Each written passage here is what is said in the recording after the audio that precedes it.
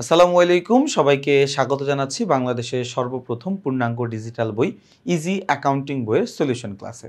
আমরা আজকের এই ক্লাসে আলোচনা করব আমাদের ইজি অ্যাকাউন্টিং বইয়ের রোড টু মিশন 100 সাজেশনের ষষ্ঠ অধ্যায় জাবেদা নামে যে অধ্যায়টি রয়েছে সেই অধ্যায়ের প্রথম সৃজনশীলটা অর্থাৎ 1 নম্বর সৃজনশীলটা আমরা আজকের ক্লাসে আলোচনা করব। আমরা একটু 1 নম্বর সৃজনশীলটার দিকে তাকাই। আমাদের প্রশ্নে বলেছে জনাব আফরোজা আক্তার একজন কাপড় ব্যবসায়ী 2014 সালের ডিসেম্বর মাসে তার প্রতিষ্ঠানের নিম্নোক্ত লেনদেনগুলো সংগঠিত হয়েছে। ওকে, ভালো কথা, তার প্রতিষ্ঠানে এই লেনদেনগুলো কি হয়েছে? লেনদেনগুলো সংগঠিত হয়েছে। আমরা একটু সবগুলো লেনদেন পড়ে দেখব যে আসলে তার ব্যবসায়ে কি কি লেনদেনগুলো সংগঠিত হয়। ভাইয়া সবার প্রথম ডিসেম্বরের 1 তারিখ বলা আছে 5% বাট্টায় জনাব মাহমুদের নিকট হতে 5% বাট্টায় জনাব মাহমুদের নিকট হতে 10,000 টাকা মূল্যের পণ্য ক্রয় করা হয়েছে। চালান নাম্বার হচ্ছে 78। এরপরে 3 তারিখে যদি আমরা দেখি, 3 তারিখে বলেছে নগদে বিক্রয় 12,000 টাকা। 8 তারিখে যদি বলা আছে হচ্ছে মাহমুদকে পণ্য ফেরত প্রদান কত টাকা? ফেরত প্রদান হচ্ছে আমাদের এখানে 1,000 টাকা। মাহমুদ যার কাছ থেকে আমি মাসের 1 তারিখে পণ্যদ্রব্য ক্রয় করেছিলাম 5% বাট্টায়, তাই না? আচ্ছা, এরপরে দেখো আমাদের 10 তারিখে কি বলা আছে? 10 তারিখে বলা আছে পুরাতন আসবাবপত্র মেরামত। পুরাতন আসবাবপত্র মেরামত হচ্ছে কত? মেরামত হচ্ছে 500 টাকা। 15 তারিখে বলা আছে জনাব নজরুল ইসলামের নিকট হতে পণ্য ক্রয় কত টাকা? 20,000 টাকা। তারপরে 20 তারিখে বলেছে মাহমুদকে পরিশোধ করা হলো কত টাকা? পরিশোধ করা হইল 4,000 টাকা, তাই না? আচ্ছা, আমরা একটু রিকোয়ারমেন্টগুলো দেখি। ক নম্বর প্রশ্নে কি বলেছে? ডিসেম্বরের 8 তারিখের লেনদেনের ভিত্তিতে একটি ডেবিট নোট তৈরি করো, তাই না? আচ্ছা, ডিসেম্বরের 8 তারিখ কোথায় আছে? ডিসেম্বরের 8 তারিখ এই যে দেখো, ডিসেম্বরের 8 তারিখের ঘটনা কি ছিল? ঘটনা ছিল মাহমুদকে পণ্য ফেরত প্রদান 1,000 টাকা এবং আমার একটা ডেবিট নোট নং দেওয়া আছে 123। এখন আমার কথা হচ্ছে এই ডেবিট নোট জিনিসটা কি? ডেবিট নোট মানে হচ্ছে যখন আমি বাকিতে ক্রয়কৃত পণ্য বিক্রেতার নিকট ফেরত দিয়ে দেই, যে কোনো কারণে হতে পারে। পণ্যটা আমার নমুনা মাফিক হয় নাই, পণ্যটা মানসম্পন্ন পণ্য ছিল না, হয়তোবা বিক্রেতা আমাকে নষ্ট ভেজাল কোনো একটা পণ্য দিয়ে দিছিল, যে কারণেই হোক আমি যদি বাকিতে ক্রয়কৃত পণ্যটা আমি বিক্রেতার নিকট ফেরত দেই, ক্রেতা হিসেবে বিক্রেতার নিকট আমি যখন পণ্য ফেরত দেই, এই পণ্য ফেরত দেওয়ার প্রক্রিয়ার ক্ষেত্রে যেই দলিলটা ব্যবহার করা হয় সেটার নাম হচ্ছে ডেবিট নোট। একটু খেয়াল করে দেখো, মনে করো আমি একজন ক্রেতা, আমি একজন ক্রেতা, তাই না? আর আমি যে কোনো একজন বিক্রেতার কাছ থেকে পণ্যটা ক্রয় করছিলাম। আমি আমার ক্রয়কৃত পণ্যটা অবশ্যই সেটা বাকিতে ক্রেতা হিসেবে আমি পণ্যটা আবার বিক্রেতার কাছে ফেরত দিয়ে দিলাম, যে কোনো কারণেই হোক আমি বিক্রেতার কাছে পণ্যটা ফেরত দিয়ে দিলাম। এই যে ক্রয়কৃত পণ্য, বাকিতে ক্রয়কৃত পণ্য ফেরত দেওয়ার সময় যেই দলিলটা ব্যবহার করা হয় সেই দলিলটার নামই হচ্ছে ডেবিট নোট।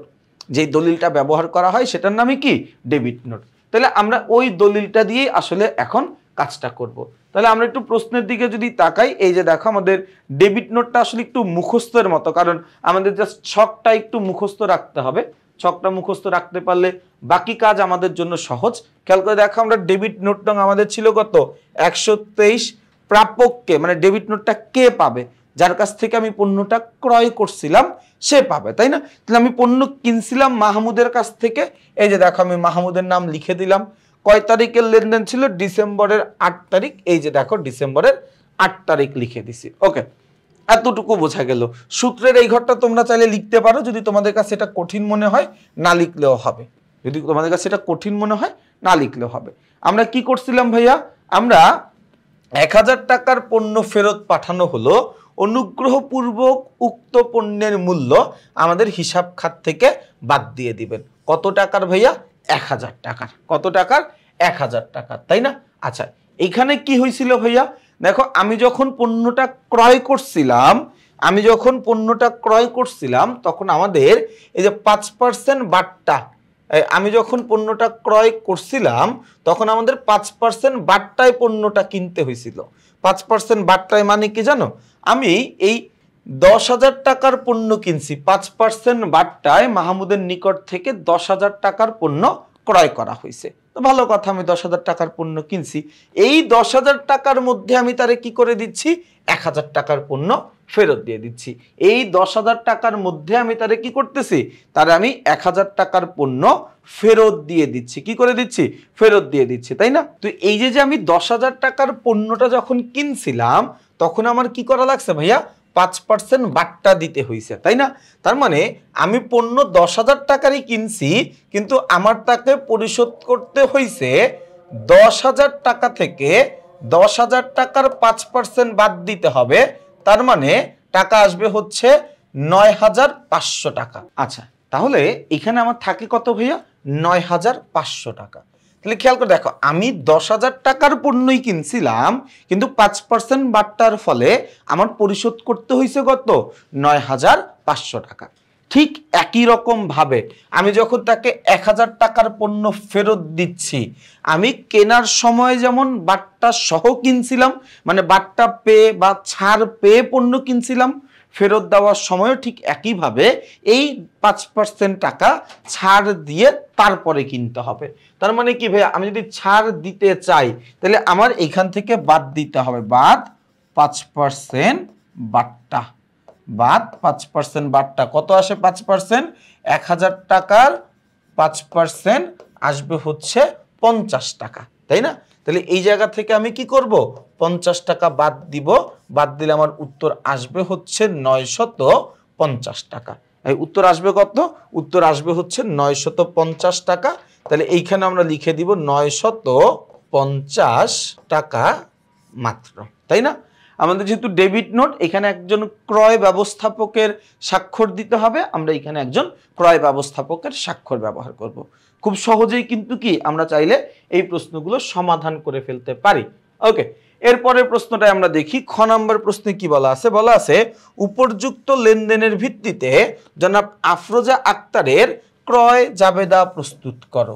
ক্রয় জাবেদা ভাইয়া একটু খেয়াল রাখতে হবে, ক্রয় জাবেদায় লিপিবদ্ধ হবে বাকিতে ক্রয়কৃত লেনদেনগুলো। ক্রয় জাবেদায় লিপিবদ্ধ হবে আমি বাকিতে পণ্যদ্রব্য ক্রয় করছি এমন লেনদেনগুলো।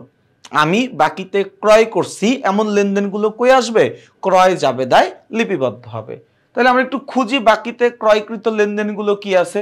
এই যে দেখো, মাসের 1 তারিখে আমাকে বলছে জনাব মাহমুদের নিকট হতে 10,000 টাকা মূল্যের পণ্য ক্রয়।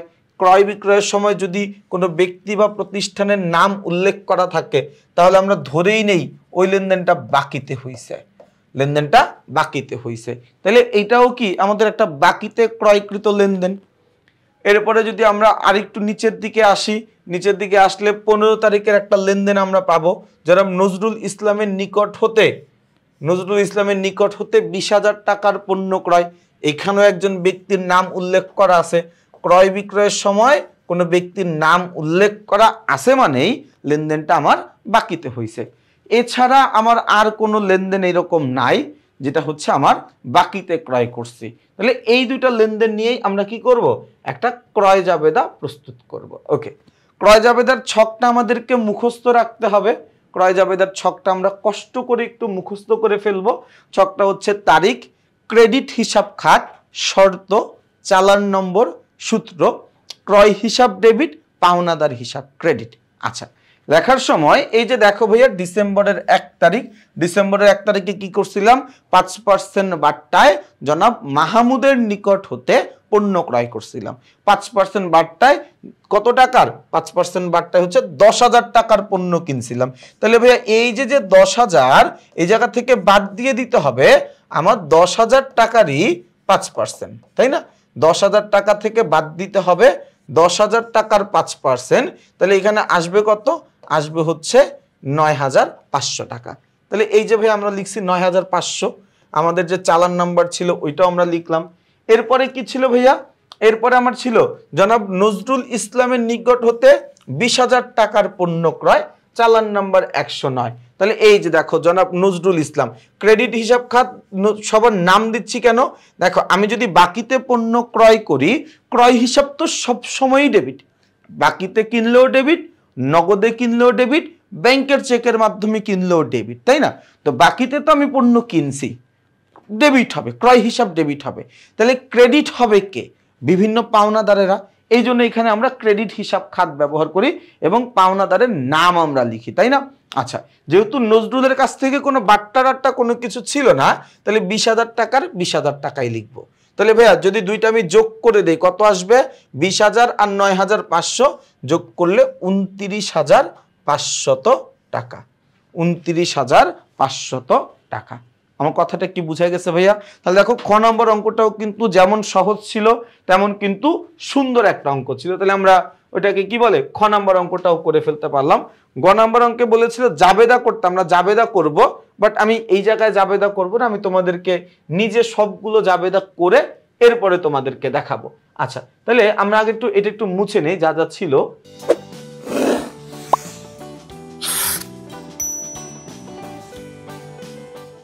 ওকে, আমরা সবগুলো মুছে নিলাম, যা যা ছিল এই জিনিসগুলো আমরা কি মোটামুটি মুছে নিয়েছি, আমাদের যতটুকু মুছে ফেলা দরকার মুছে ফেলেছি। গ নাম্বার প্রশ্নটার দিকে আমরা একটু তাকাই ভাইয়া। প্রশ্ন নাম্বার গ নাম্বার প্রশ্নে কি বলেছে? ক্রয় জাবেদা সংশ্লিষ্ট লেনদেন ব্যতীত। ক্রয় জাবেদা সংশ্লিষ্ট লেনদেন ব্যতীত মানে ক্রয় জাবেদা সংশ্লিষ্ট লেনদেনগুলো বাদ রেখে, বাদে, তাই না? বাদে কি করতে হবে ভাইয়া? ক্রয় জাবেদা সংশ্লিষ্ট লেনদেনগুলো বাদে অবশিষ্ট লেনদেনের সাধারণ জাবেদা দাখিলা দাও, সাধারণ জাবেদা দাখিলা দাও, তাই না? ক্রয় জাবেদা সংশ্লিষ্ট লেনদেন ছিল আমাদের 1 নম্বর লেনদেন, ক্রয় জাবেদা সংশ্লিষ্ট লেনদেন ছিল আমাদের 15 তারিখের লেনদেন। তাহলে এই দুইটা লেনদেন বাদ দিতে হবে, বাদ দিয়ে বাকি লেনদেনের কি করতে হবে? জাবেদা দিতে হবে। ওকে, ভালো কথা। 3 তারিখের লেনদেনে আমরা আসি, বলা আছে নগদে বিক্রয় 12,000 টাকা। ভাইয়া আমি নগদে পণ্য বিক্রয় করছি, নগদে পণ্য বিক্রয় করার ফলে আমি নগদ টাকা পাইছি, তাই না? নগদ টাকা পাইলে কি হবে? নগদ টাকা পাইলে আমার নগদান হিসাব ডেবিট। তাহলে নগদান হিসাব ডেবিট কত টাকা? 12,000 টাকা। 1 2 3। আচ্ছা, পণ্য বিক্রি করছি, পণ্য বিক্রি করলে আমার থেকে নগদ টাকা চলে যায়, নগদ টাকা চলে যায়। তাহলে সরি, পণ্য বিক্রি করলে আমার কাছে নগদ টাকা আসে এবং বিক্রয় হচ্ছে একটা আয়, আয়ের পরিমাণ বাড়লে আমরা কি করে দেই? সেটাকে আমরা ক্রেডিট করে দিই। তাহলে বিক্রয় হিসাব ক্রেডিট 12,000 টাকা। তাহলে আমাদের 3 তারিখের লেনদেনের জাবেদাটা আমরা করে ফেললাম, তাই না? আচ্ছা, এরপর আমরা আসি হচ্ছে আমাদের 8 তারিখের লেনদেন। 8 তারিখে কি বলছে? বলছে মাহমুদকে পণ্য ফেরত দেওয়া হলো 1,000 টাকা। আমি বাকিতে পণ্য কিনছিলাম, বাকিতে ক্রয়কৃত পণ্যটা আমি ফেরত দিয়ে দিছি। বাকিতে পণ্য কিনছিলাম, বাকিতে ক্রয়কৃত পণ্যটা কি করছি? ফেরত দিয়ে দিছি, তাই না? তাহলে বাকিতে ক্রয়কৃত পণ্য ফেরত দিয়ে দিলে সবার প্রথম হচ্ছে আমার পাওনাদারের পরিমাণ কমে যাবে। তাইলে পাওনাদার মাহমুদ হিসাব ক্রেডিট, সরি ডেবিট। পাওনাদার মাহমুদ হিসাব কি হবে? ডেবিট, কারণ পাওনাদার একটা দায়, আমি দায়ের টাকা ফেরত দিছি, টাকা তো ফেরত দেই নাই। তো মনে করো তোমার কাছ থেকে আমি এই কলম আর ক্যালকুলেটর দুইটা আমি বাকিতে কিনে নিয়ে আসছিলাম, তার মানে তুমি আমার কাছে এই দুইটার টাকাই পাইতা, ক্যালকুলেটরের টাকাও পাইতা, কলমের টাকাও পাইতা। আমি একদিন পরে তোমার ক্যালকুলেটর ফেরত দিয়েছি, বলছি ভাই তোমার ক্যালকুলেটর তুমি নিয়ে যাও, আমার লাগবে না, আমি নিব না তোমার থেকে। তাহলে এখনো কিন্তু তুমি আমার কাছে টাকা পাও, কিন্তু শুধুমাত্র কলমের টাকা, ক্যালকুলেটরের টাকা কিন্তু তুমি পাও না, কারণ আমি তোমার যেই জিনিসের জন্য টাকা পাইতা ওই জিনিসই তোমারে ফেরত দিয়ে দিছি। তুমি আমার কাছে যেই জিনিসের জন্য টাকা পাইতা আমি কি করছি? ওই জিনিস সহ তোমারে ফেরত দিয়ে দিছি, তাই না? তাহলে ভাই কি করতে হবে এখন? তাহলে কি করতে হবে? আমার পাওনাদারটা কমে যাবে, কারণ দায়ের পরিমাণ কমে গেলে ডেবিট করতে হয়, এজন্য আমরা পাওনাদার হিসাব ডেবিট করে দিছি। এর পাশাপাশি যেহেতু ক্রয়কৃত পণ্য ফেরত দিছি, তাহলে ক্রয় নামে ব্যয়ের পরিমাণ কমে গেছে, তাহলে এখানে ক্রয় ফেরত হিসাব ক্রেডিট হবে। আচ্ছা, এখন হচ্ছে টাকা কত? দেখো আমি 1,000 টাকার পণ্য ফেরত দিছি, কিন্তু যখন কিনছিলাম তখন 5% বাট্টা সহ কিনছিলাম, তাই না? তাহলে এই ক নাম্বার লেনদেন, এটা ক্যালকুলেশনে আমরা বুঝছিলাম যে আমাদের এই 1,000 টাকা থেকে বাদ দিতে হবে 1,000 টাকারই 5%। 1,000 টাকা থেকে বাদ দিতে হবে 1,000 টাকার 5%। 1000 টাকার 5% কত ভাইয়া? 1000 টাকার 5% হচ্ছে 500 টাকা। তাহলে হচ্ছে এই জায়গা থাকবে কত, সরি 50 টাকা। তাহলে থাকবে হচ্ছে কত, 950 টাকা। 950 টাকা। তাহলে এখানে আমরা লিখে দিই ভাইয়া 950। ওকে, তাহলে আমাদের 8 তারিখের লেনদেনের জাবেদাটাও হয়ে গেল। 10 তারিখে বলছে পুরাতন আসবাবপত্র মেরামত কত টাকা? পুরাতন আসবাবপত্র মেরামত হচ্ছে আমাদের 500 টাকা। তাহলে আমাদের জাবেদা কি হবে? জাবেদা হবে হচ্ছে মেরামত হিসাব ডেবিট। যেহেতু মেরামত করতে গিয়ে আমার কাছ থেকে নগদ টাকা চলে গেছে, নগদান একটা সম্পত্তি কমলে কি করতে হবে? ক্রেডিট করতে হবে। তাহলে উত্তর কত? এই টাকার অঙ্ক কত? টাকার অঙ্ক হচ্ছে 500। টাকার অঙ্ক কত? টাকার অঙ্ক হচ্ছে 500 টাকা, তাই না? আচ্ছা, এরপরে আমরা দেখি ভাইয়া 10 তারিখের পরে 10 তারিখেরটাও হয়ে গেল। 15 তারিখেরটা তো জাবেদা আমরা করব না, তার কারণ আমাদেরকে বলছে যে আমাদের যেই সকল লেনদেনগুলো ক্রয় জাবেদায় লিপিবদ্ধ হয়েছিল ওইগুলা বাদ দিয়ে জাবেদা করতে। তো ওইটা বাদ দিলে আমার কি থাকবে? 15 তারিখেরটা বাদ দিব। তাহলে আমাদের তাহলে থাকবে 20 তারিখ, মাহমুদকে পরিশোধ। ভাইয়া মাহমুদ আমার কাছে টাকা পাইতো, তাই না? মাহমুদ আমার কাছে 9500 টাকা পাইতো। 9500 টাকার মধ্য থেকে এই 9500 টাকার মধ্য থেকে তাকে আমি 950 টাকার পণ্য ফেরত দিয়ে দিছি। সে এখনো আমার কাছে 8550 টাকা পায়। এই 8550 টাকার মধ্যে আমি তাকে এই 4000 টাকা পরিশোধ করে দিছি, 4000 টাকা দিয়ে দিছি। তাহলে আমার কাছে একজন 8000 টাকা পাইতো, আমি তার 4000 টাকা দিয়ে দিছি। এখন সে আগের মতোই টাকা পায় নাকি আগের চাইতে কম টাকা পায়? আগের চাইতে 4000 টাকা কম পায়। তার মানে আমার পাওনাদার আগে যত টাকা ছিল সেই তুলনায় 4000 টাকা কমে গেছে। তাহলে পাওনাদার একটা দায়ের পরিমাণ কমে গেলে সেটাকে কি করতে হয়? ডেবিট করতে হয়। ডেবিট করে দিব কত টাকা? 4000 টাকা। পাশাপাশি খেয়াল করে দেখো আমি কি দিব ভাই? নগদ টাকা দিয়ে দিছি। নগদ টাকা একটা সম্পদ, আমার নগদ টাকা কমে গেছে। তাহলে নগদান হিসাব কি হবে? ক্রেডিট কত টাকা? 4000। তাহলে দেখো ভাইয়া আমরা আমাদের এই যে 3, 8, 10 এবং 20 তারিখের লেনদেনের জাবেদা কিন্তু করে ফেলছি। আমাদেরকে কি বলছিল? বলছিল ক্রয় জাবেদা সংশ্লিষ্ট লেনদেন ব্যতীত। তাহলে 15 তারিখেরটা ক্রয় জাবেদা সংশ্লিষ্ট আর 1 তারিখেরটা ক্রয় জাবেদা সংশ্লিষ্ট। এই দুইটা বাদ দিয়ে আমরা বাকি সবগুলা লেনদেনের জাবেদাটা কিন্তু সুন্দর করে আলোচনা করে ফেলেছি। এখন একটু তোমরা একটু উত্তরটা দেখে নাও যে আমরা এতক্ষণ পর্যন্ত যে সমাধানটা করলাম এই সমাধানটা কি ঠিক আছে কিনা, নাকি আমরা আসলে মন গড়া কোনো সমাধান করেছি। দেখো আমরা নিজেরা যা আলোচনা করেছিলাম ওই জিনিসটাই কিন্তু এইখানে একদম সুন্দর করে টাইপ করে তোমাদেরকে আমরা দিয়ে দিচ্ছি, তাই না? তাহলে দেখো আমরা কিন্তু খুব সুন্দরভাবে, খুবই সাবলীলভাবে আমরা কোনটা বুঝছি ভাইয়া? এতক্ষণ পর্যন্ত আমরা আলোচনা করে বুঝে ফেলেছি যে আমাদের যে রোড টু মিশন 100 সাজেশন ছিল, আমাদের ইজি অ্যাকাউন্টিং বইয়ের রোড টু মিশন 100 সাজেশনের 6ষ্ঠ অধ্যায় জাবেদা নামের যে অধ্যায়টি ছিল এই অধ্যায়ের 1 নম্বর সৃজনশীল প্রশ্নটা আমরা বুঝে ফেলেছি। ইনশাআল্লাহ পরবর্তী ক্লাসে আমরা এই আমাদের জাবেদার সাজেশন থেকেই 2 নম্বর পর্ব বা 2 নম্বর প্রশ্নের সমাধানটা করব। তোমাদের জন্য একটা কথা থাকবে, সেটা হচ্ছে যারা যারা এখনো আমাদের এই ইজি অ্যাকাউন্টিং বইটা সংগ্রহ করো নাই তারা যত দ্রুত সম্ভব আমাদের বইটা সংগ্রহ করে ফেলো। তাহলে তোমাদের সবাইকে শুভকামনা জানিয়ে আমি আমার আজকের এই ক্লাসটি এখানেই শেষ করছি। সবাই ভালো থাকবা, সুস্থ থাকবা, আমার জন্য বেশি করে দোয়া করবা। আসসালামু আলাইকুম।